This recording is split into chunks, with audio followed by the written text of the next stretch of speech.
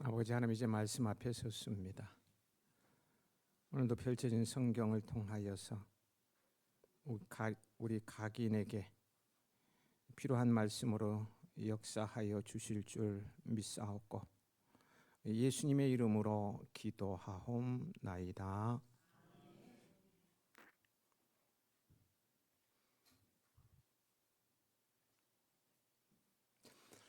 지금은 어떤지 모르겠습니다만 저의 유년 시절에 힘센 사람의 기준은 누가 크냐였습니다. 키 크면 힘도 세고 대장이 되었어요. 그래서 친구들끼리 만나기만 하면 키부터 재곤 했는데 3명의 동갑내기가 키를 재면 저는 변함없이 항상 4등이었어요. 3등도 안 되고 4등이었어요. 그래서 항상 대장도 부대장도 될 수 없었어요. 그런 부조리한 기준을 저는 받아들일 수 없어서 또래랑 놀지 않고 아예 형 아들이랑 놀면서 졸자 노릇을 했습니다. 잘했죠? 그런데 제가 커서 나라의 부름을 받아 훈련소에 입소했더니 또 키 작은 사람을 완전히 개무시하는 것이었어요. 정렬할 때마다 키 큰 사람을 앞세우고 키 작은 사람은 뒤에 세웁니다. 제식 훈련할 때 다리 긴 놈들을 따라가느라고 다리 가랭이가 찢어지는 줄 알았어요. 뛰어도 못 따라갈 판입니다. 조교들은 못 따라간다고 막 이단 차기를 하잖아. 때리고 욕하고 막. 내무반 배치를 할 때도 키 순서로 끊어서 배치하고 대장을 뽑아도 키 큰 놈 중에서 뽑고 키 작은 사람에 대한 차별이 매우 컸어요. 그래서 지금도 키 큰 사람에 대한 콤플렉스가 있어서 그 옆에만 가면 주눅이 들곤 합니다. 키 크신 분들 저 옆에 오지 마세요. 저에게 있어서 큰 것은 좋은 것입니다. 큰 것은 잘난 것입니다. 큰 것은 힘센 것입니다. 그래서 나도 크고 싶습니다. 본문은 누가 크냐 하는 문제로 다투는 제자들을 향한 예수님의 교훈을 담고 있어요. 예수님께서 잡히시던 밤 최후의 만찬석상에서요. 앞 본문인 최후의 만찬에 대해서는 다음 기회에 말씀을 드리게 됩니다만 이 최후의 만찬석상에서 제자들 사이에 누가 큰지 다툼이 일어났어요. 당시 예수님께서는 인생의 마지막 밤이었고요.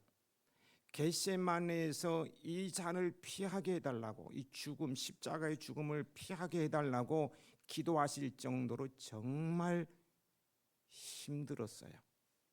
그러나 제자들은 그런 주님을 전혀 이해하지 못했어요. 오히려 그들은 이제 주님께서 정치적으로 이스라엘을 회복시킬 때가 되었다고 생각했던 것 같습니다. 그래서 그들은 서로 누가 크냐, 즉 누가 높은가로 다투고 있었어요. 24절입니다. 같이 읽습니다.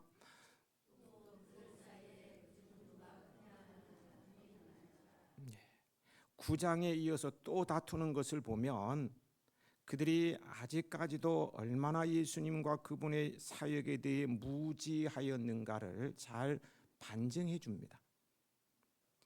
25절 이후는 예수님께서 누가 크냐 하며 서로 다투는 제자들을 타이르십니다. 여러분, 지금이 어떤 상황이라고 했습니까? 예수님의 죽음을 눈앞에 둔 상황이에요.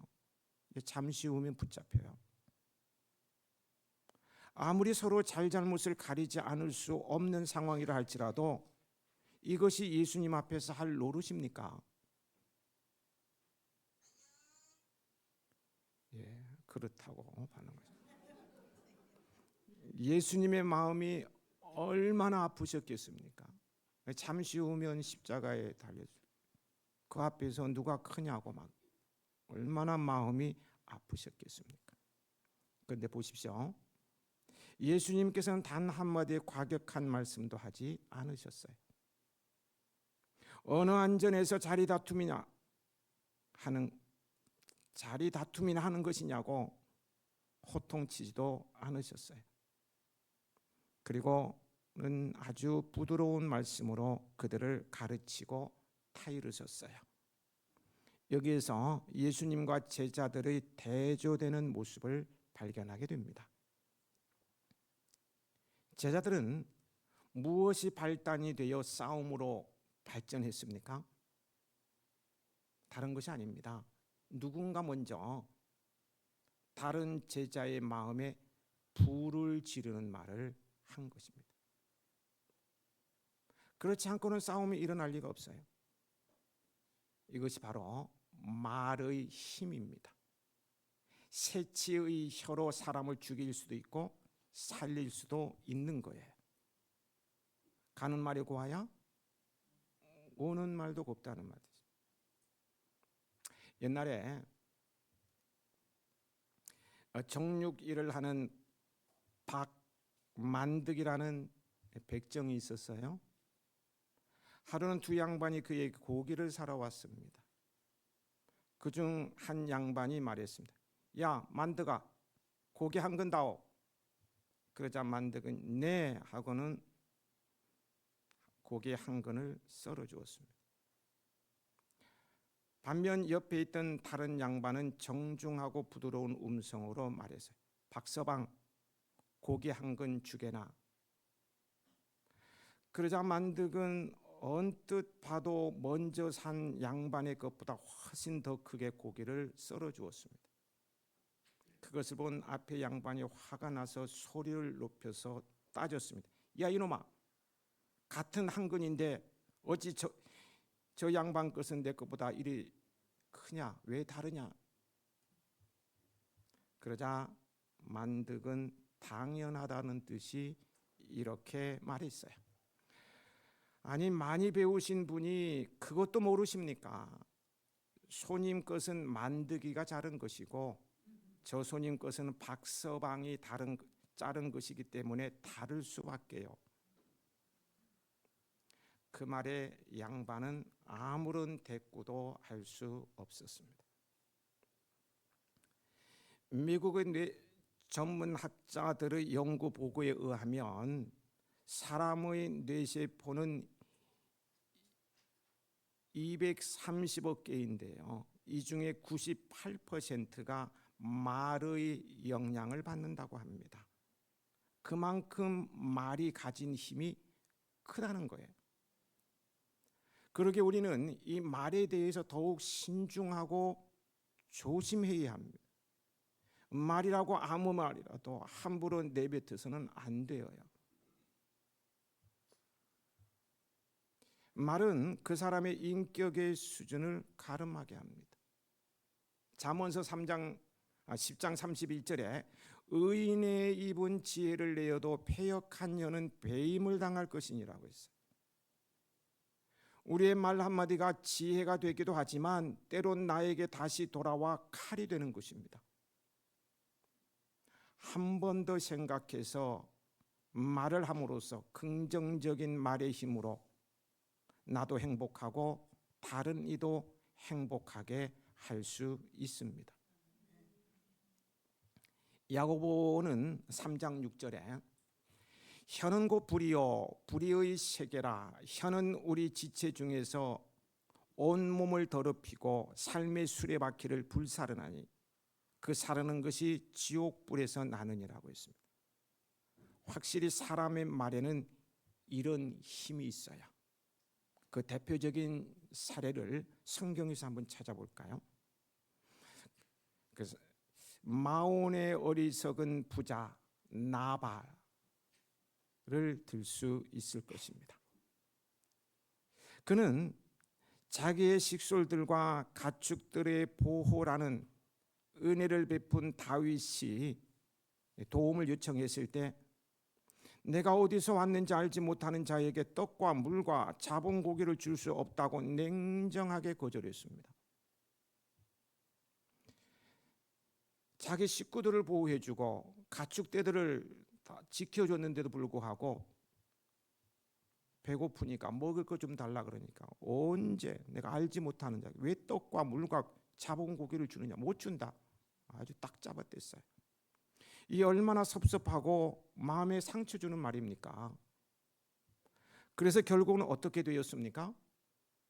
다윗의 마음에 뭐가 났어요? 불이 났어요. 불이 일어났어요. 그 순한 다윗이 마음에 불이 일어나니까요, 어떻게 해요? 그를 죽이러 가게 됩니다. 용사들을 끌고 죽인다고 갔어요. 그렇게 순한 사람이 불이 나니까 못 참는 거예요. 하지만 이때 누가 나섭니까? 바로 그의 아내 아비가일이 나섭니다. 그는 지혜 있는 여인이었어요. 이 여인이 얼마나 말을 겸손하고 부드럽게 하는지 결국 다윗도 그녀를 칭찬하고 돌아서는 것을 성경은 확인해 주고 있어요. 사무엘상 25장을 읽어보면 자세히 나옵니다.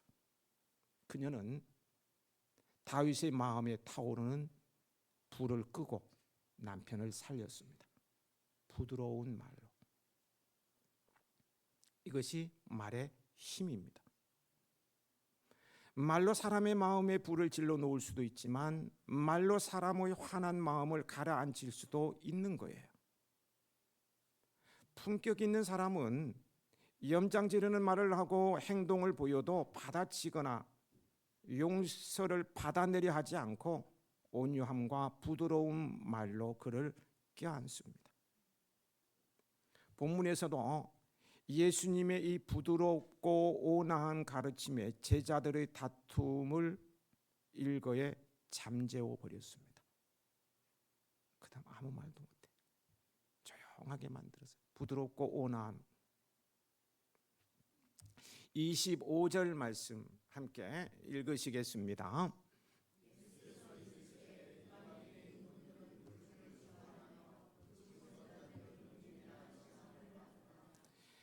거기서 은인이라는 말은요, 선행자, 박애주의자, 자선가, 이 칭찬들을 이르죠. 자선가를 이루는 말입니다.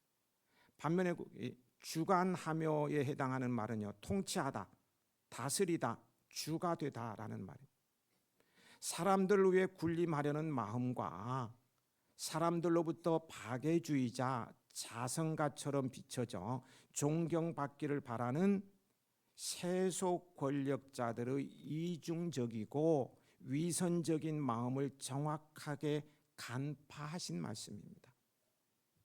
왜 예수님께서는 이런 말씀을 하고 계시는 것일까요? 그것은 세속 권력자들뿐만 아니라 예수님의 제자들 역시 이런 마음을 얼마든지 가질 수 있기 때문입니다. 여기서 예수님께서 강조하려는 것은 무엇일까요? 이 두 가지를, 그러니까 사람들을 위해 군림하는 것과 자선과 박애주의자처럼 존경받는 것, 이 두 가지를 추구하는 것이 성도들에게는 온당하지 않다는 거예요. 사람들을 위해 군림하고 존경도 받으려고 하는 것은 타락한 세상 권력자들이나 하는 짓입니다. 우리는 두 가지 가운데 하나를 선택해야 해요. 사람들 위해 군림함으로써 욕을 먹든지 아니면 군림하는 일을 포기하고 섬김으로 사람들로부터 존경과 칭찬을 듣는 것입니다. 그러나 선한 행실로 하나님의 이름에 영광이 돌아가도록 해야 할 우리가 어떻게 세상에서 욕 먹는 일을 하겠습니까? 그러므로 우리가 선택할 수 있는 길은 오직 하나밖에 없어요. 사람들 위해 군림하려는 마음을 버리는 거예요. 우리는 오직 남을 섬기며 살아야 합니다. 사람들 위해 군림할 수는 있지만 그것을 포기하고 남을 섬기는 삶을 살 때에 누구보다 예수님께서 우리를 귀하게 보실 것입니다. 또 우리의 선한 행실을 통해 하나님께서 영광을 얻으시게 될 줄 믿습니다. 계속해서 26절 말씀을 보면 예수님께서는 성도들이 가져야 할 가치관에 대해서 말씀해 주고 계시는데요. 같이 읽어보겠습니다. 26절.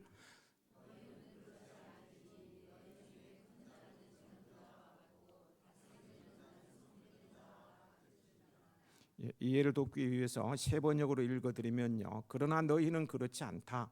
너희 가운데서 가장 큰 사람은 가장 어린 사람과 같이 되어야 하고 또 다스리는 사람은 섬기는 사람과 같이 되어야 한다.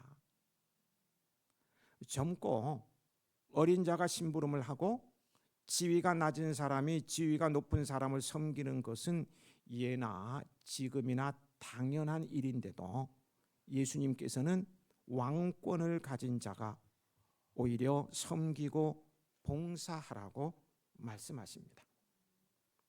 성도는 세속적인 가치관과는 완전히 반대적인 가치관을 가져야 한다는 거예요. 하나님께서 보시는 것은 우리의 겸손과 섬김입니다. 세상 속에서는 늘 경쟁하며 누군가를 짓밟아야 조금이라도 높은 곳에 올라갈 수 있어요. 왜냐하면 내 힘과 능력으로만 올라가야 하기 때문입니다. 하지만 하나님의 나라에서는 달라요. 하나님의 나라에서는 내 힘과 의지로 올라가는 것이 아니라 하나님께서 높여주셔야 높은 자가 됩니다. 그렇다면 하나님께서 어떤 사람을 높여주실까요? 하나님께서는 겸손하게 섬기는 사람을 높여주신다고 말씀하셔요.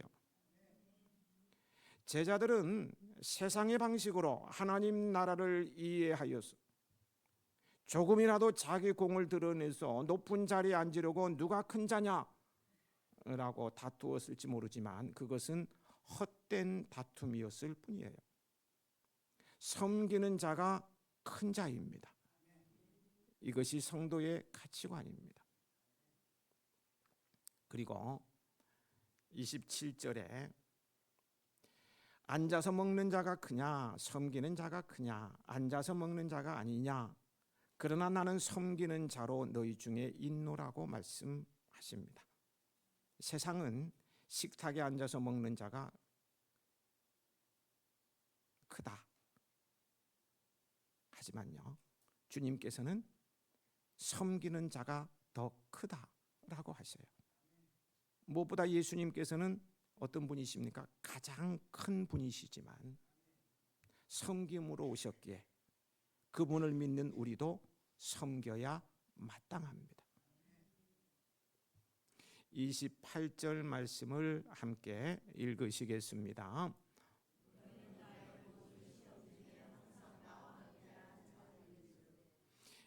제자들에 대한 칭찬의 말씀입니다. 제자들은 방금 전까지 내가 잘났느니 네가 잘났느니 하며 싸우던 자들입니다. 예수님의 십자가 잠시 후면 붙잡혀서 십자가에 달리실 분이에요. 그 십자가 죽음을 목전에 두고서도 누가 더 높으냐의 문제로 싸우던 자들입니다. 참 수준도 낮죠. 그러나 예수님께서는 그런 제자들의 못난 점을 책망하기보다 그들의 잘한 점, 고마운 점을 기억하고 칭찬해 주신 것입니다. 이제 하루 남았어요. 지나온 3년 6개월 동안 동고동락 함께 걸어온 그 제자들의 고마운 점을 기억하면서 칭찬해 주시는 거예요.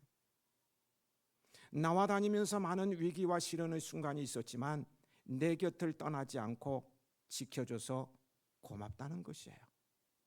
조금 전에 막 싸웠지만 개의치 않고 고맙다는 것, 지금까지 함께 해줘서. 사실 예수님 곁에는요, 항상 지지하는 사람들로만 바글거린 것은 아닙니다. 성경을 보면 많은 사람들이 밀물처럼 몰려왔다가 썰물처럼 빠져나간 때도 있었어요. 사람들이 예수님의 가르침을 이해하지 못하고 돌아서 갈 때에 예수님의 마음이 얼마나 섭섭했겠습니까? 얼마나 아프셨을까요? 목사들이 가장 크게 스트레스를 받을 때가 언제인지 아십니까? 돈이 없을 때도 아닙니다. 건강이 나쁠 때도 아닙니다. 통계에 따르면 교인들이 교회를 떠나갈 때 가장 스트레스를 받는다고 합니다. 그런 것 같아요. 비록 단 한 명일지라도 시험을 이기지 못하고 떠나는 성도가 있을 때에 목사는 가장 심한 스트레스를 받는 것입니다. 그런데 예수님께서 단 한 사람이 아니고요, 수많은 사람들이 자신을 이해하지 못하고 떠나는 것을 목격하셔야 했어요. 얼마나 그 마음이 아프셨겠습니까? 하도 섭섭하니까 며칠간 밥맛이 없고 그러셨는지, 하도 섭섭하니까요 12 제자들에게 물으셨어요. 요한복음 6장 66절에 너희도 가려느냐? 뭐라고요? 너희도 가려느냐? 여러분도 가시렵니까? 얼마나 섭섭하시고 마음이 허탈하시면 12 제자들에게 너희도 가려느냐? 이렇게 물으셨겠습니까? 그런데 제자들이 어떻게 했습니까? 우리도 대세를 따라서 가겠습니다. 이렇게 말씀했는가요? 아니죠. 영생의 말씀이 주께 있사오니 우리가 누구에게 가오리까 하면서 떠나지 않았어요. 썰물처럼 싹 빠져나가는데 끝까지 예수님 곁에 있었어요. 비록 많은 사람들이 떠나가긴 했지만 예수님께서는 이 한마디로 얼마나 큰 위로를 받으셨겠습니까? 영생의 말씀이 주께 있어 우리가 누구에게로 가오리까? 안 떠납니다. 얼마나 위로가 됐겠어요.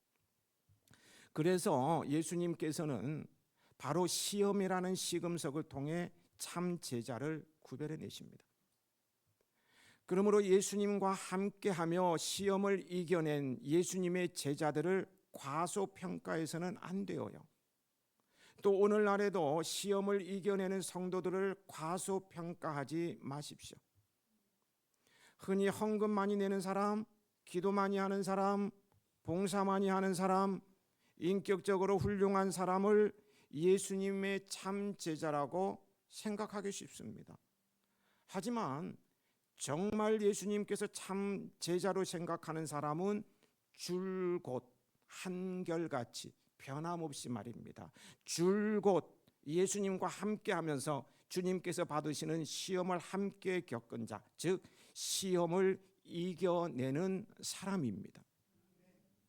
그래서 시험을 참는 자에게 생명의 면류관, 어마어마한 것이죠. 생명의 면류관을 주신다고 야고보서 1장 12절에 말씀하셨어요. 여러분들은 언제 어떤 시험을 만나든 그것으로 인해 낙심하거나 적개심을 품거나 두려워하지 마시고 주님과 함께하는 넉넉한 믿음으로 그 시험을 이겨내는 참 제자들이 되시길 축복합니다. 29절 30절 말씀 함께 읽으시겠습니다.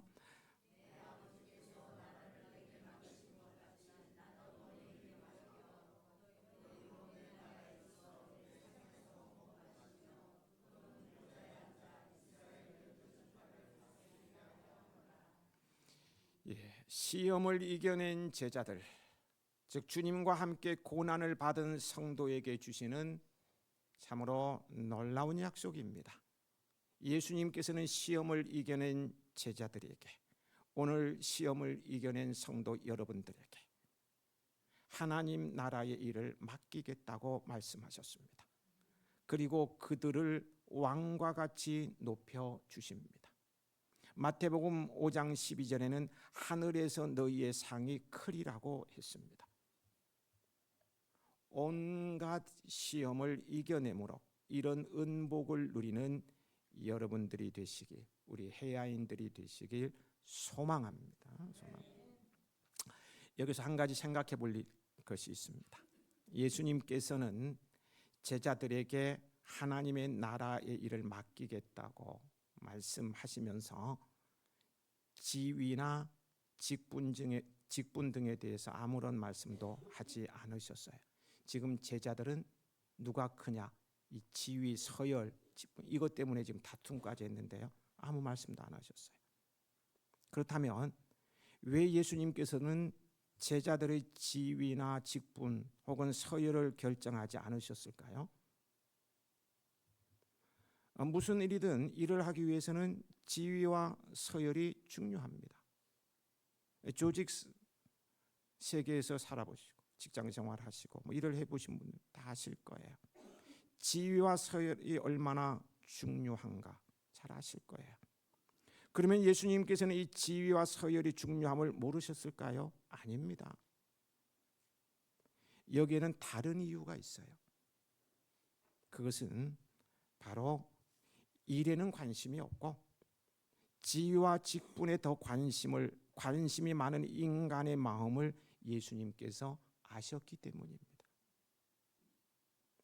여러분, 지위나 직분이라는 것이 왜 필요합니까? 그 사람에게 영광의 관을 씌워주기 위해서입니까? 그 사람의 체면을 살려주기 위한 것입니까?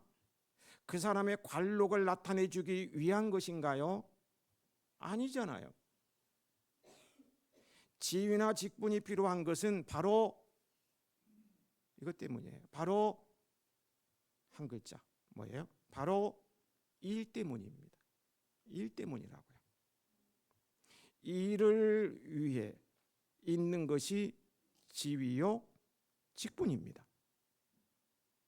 내년 3월 1일에는 항존직 안수 집사와 권사를 세울 것입니다. 충성된 일꾼을 세우는 것이죠. 그런데 오늘날 많은 사람들의 생각이 어떠합니까? 제사에는 마음이 없고 제밥에만 마음이 있다는 말이 있죠. 일에는 관심이 없고 직분에만 관심이 있다는 말이에요. 감투를 좋아하는 한국 사람들의 속성은 더욱 그래. 일전 어떤 사람이요, 자기 아버지의 운명하실 날이 얼마 안 남았는데 장로직을 주시면 어떠냐. 얼마 남지 않았는데 장로직은 제가 주는 건가요? 제가 주는 겁니까? 장로직을 주어서 장례 가면 장로 누구 쓰면 좋겠다.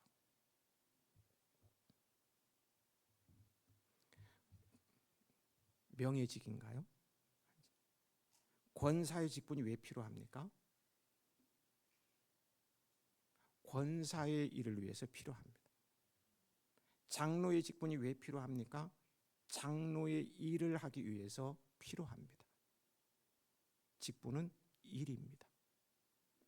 그런데 일에는 관심이 없고 자기 체면과 영광을 위해 장로도 집사도 권사도 되기를 원한다면 시작부터 잘못된 것입니다. 너무 잘못된 거예요.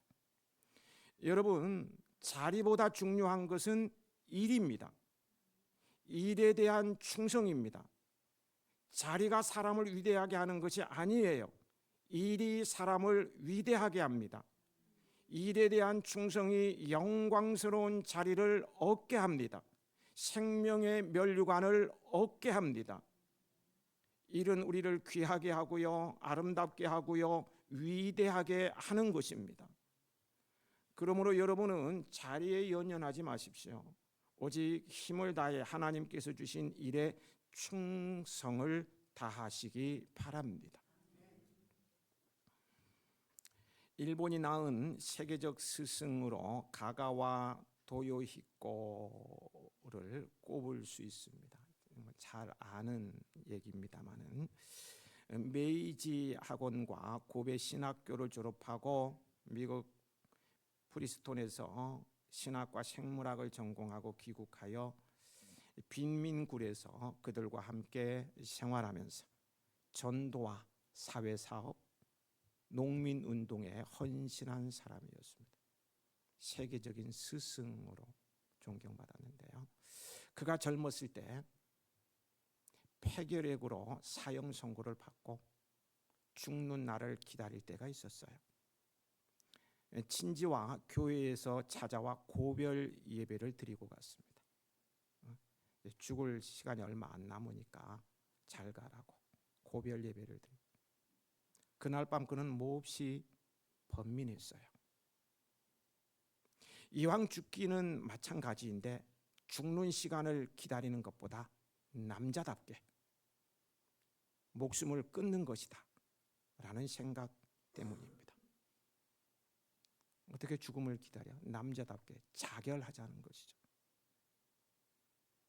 밤새도록 몸부림을 치다가 다음날 결론을 얻어 가재 도구들을 다 정리하고 몇 가지 살림 도구만 가지고 빈민굴로 찾아갑니다. 만일 예수님께서 나 같은 경우를 당하셨다면 어떻게 하셨을까? 예수님께서 나 같은 경우를 당하셨으면 어떻게 하셨을까 하는 질문에서 결론을 얻은 거예요. 주님이라면 목숨을 끊지도 않을 뿐 아니라 이대로 죽는 날을 기다리지도 않았을 것이다. 목숨이 붙어 있는 날까지 섬김을 받으러 오신 분이 아니라 섬기고 받들어 주기 위해서 오신 분이었기에 섬길 자를 찾아갔을 것이라 하는 데서 결론을 얻고는 실천한 것입니다. 그래서 빈민굴로 찾아 들어간 거예요. 빗자루와 걸레를 들고 다니면서 청소와 어린아이를 돌보는 그의 삶은 70이 넘도록 가장 보람 있는 생이었습니다. 당신은 폐기력을 걸리면 다 죽는 거였어요. 근데 그는 폐기력을 이겨내고 70이 넘도록 장수하며 세계적인 스승으로 존경을 받았어요. 주님께서 말씀하십니다. 인자가 온 것은 섬김을 받으러 온 것이 아니라 도리어 섬기려 하고 자기 목숨을 많은 사람의 대속물로 주려 함이라.